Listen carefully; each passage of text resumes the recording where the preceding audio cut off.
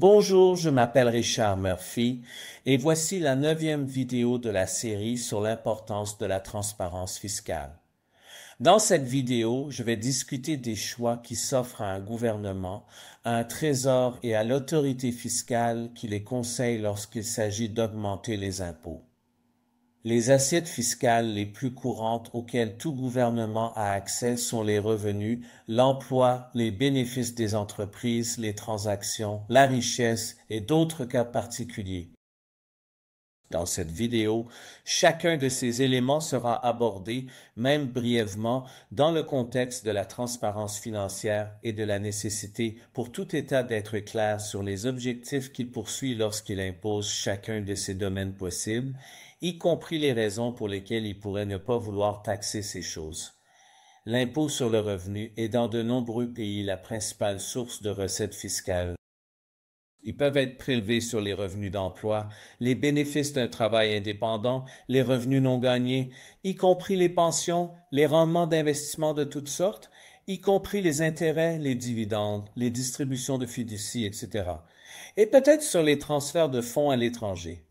En principe, ce sont d'excellentes sources de recettes fiscales. Dans la pratique, de très gros problèmes peuvent survenir en raison des emplois occasionnels, des emplois indépendants non déclarés, des personnes qui ne gagnent tout simplement pas assez pour payer des impôts, des problèmes liés à l'alphabétisation et de la mise en œuvre du recouvrement.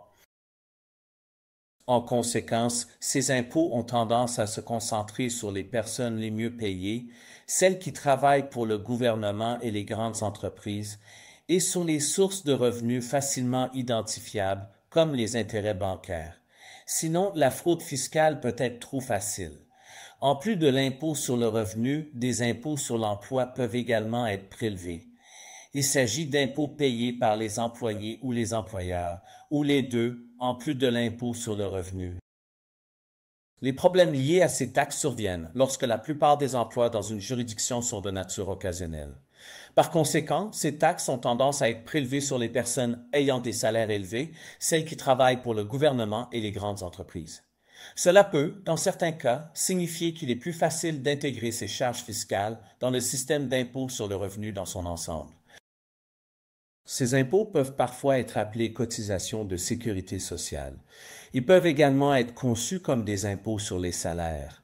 Les entreprises peuvent être une autre bonne source de recettes fiscales pour une juridiction. Des impôts peuvent être prélevés sur leurs ventes, leurs revenus ou bénéfices, leurs gains en capital et leur distribution à leurs actionnaires, par exemple sous forme de dividendes. Plus l'entreprise est grande, plus elle est facile à taxer. Le problème le plus courant avec l'impôt sur les sociétés est de savoir quelles entreprises exercent leurs activités dans une juridiction. Les entreprises étrangères et les paradis fiscaux posent un gros problème pour déterminer cela. Obtenir des données comptables fiables auprès des entreprises. L'existence d'une profession comptable solide est essentielle à cet égard. Il y a aussi le problème de la lutte contre les abus en matière de prix de transfert dans le cadre des échanges intergroupes des multinationales, qui a fait l'objet d'une attention particulière ces dernières années de la part de l'Organisation de coopération et de développement économique et d'autres organisations. C'est ce que l'OCDE entend par là. La transparence fiscale est ici essentielle. En matière d'impôt sur les sociétés, il est nécessaire de tenir des registres de sociétés afin de savoir quelles sociétés existent dans une juridiction donnée. Il faut aussi que les comptes soient publiés afin que les normes de présentation des comptes puissent être respectées. Il faut aussi que les multinationales établissent des rapports pays par pays afin que leur utilisation des paradis fiscaux puisse être identifiée. Ces objectifs peuvent être ambitieux, mais la transparence fiscale a pour but de définir les orientations de la politique fiscale. Dans la pratique, de nombreux pays ont des difficultés considérables à collecter les impôts directs sur le revenu décrit jusqu'à présent. En conséquence, ils ont souvent recours aux taxes sur les transactions pour collecter l'argent dont ils ont besoin. Ces taxes peuvent être prélevées sur les ventes intérieures. Elles prennent souvent la forme de taxes sur la valeur ajoutée. Il peut également s'agir de taxes spécifiques sur les transactions comme les terrains et les bâtiments, les transactions financières et les contrats, souvent sous la forme de droits de timbre. Il est également possible d'appliquer des taxes ciblées, par exemple sur les touristes. Les importations et les exportations constituent également une base fiscale indirecte courante et incluent les droits de douane et les tarifs douaniers. Dans de nombreux cas, ces taxes doivent être conçues pour répondre aux besoins particuliers d'une juridiction. Il est également très important que ces processus décisionnels soient transparents pour que ces taxes fonctionnent comme prévu.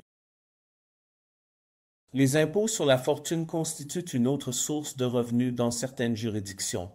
Ils peuvent inclure des impôts sur les revenus de la fortune, tels que les revenus d'investissement de toutes sortes, les gains en capital, qu'ils soient ceux de particuliers, de fiducies ou de sociétés, les dons entre particuliers ou entre fiducies, et la fortune elle-même. En outre, les accords associés à la fortune, tels que les fiducies et les fondations, peuvent également être soumis à l'impôt.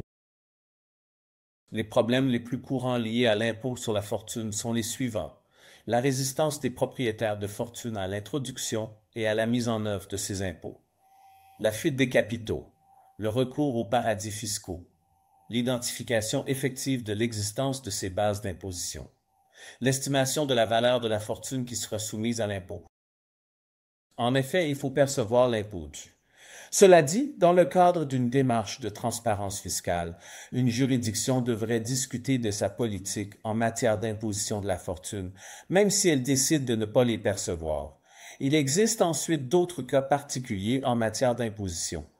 Ceux-ci surviennent en raison de l'importance particulière de certains types d'activités au sein d'un État. C'est le cas, par exemple, lorsque des industries spécialisées sont présentes dans une juridiction. Il peut s'agir d'industries extractives, qu'elles soient pétrolières, gazières, minières, forestières ou halieutiques. Il existe également un problème particulier concernant les industries informatiques. Des problèmes ont été soulevés dans ce secteur qui ont été mis en évidence par l'OTE et l'ONU, en particulier lorsque les dimensions internationales sont prises en compte.